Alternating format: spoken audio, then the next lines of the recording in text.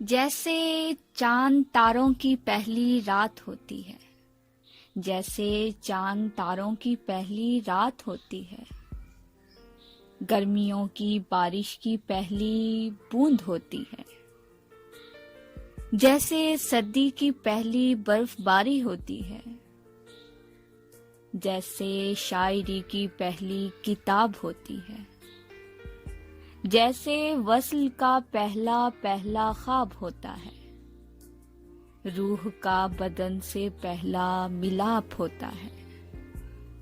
जिस तरह लिफाफे में पहले खत की पहली और चंद आखिरी यादें कैद होती हैं ना, या जिस तरह खिजाओं की आखिरी हवाएं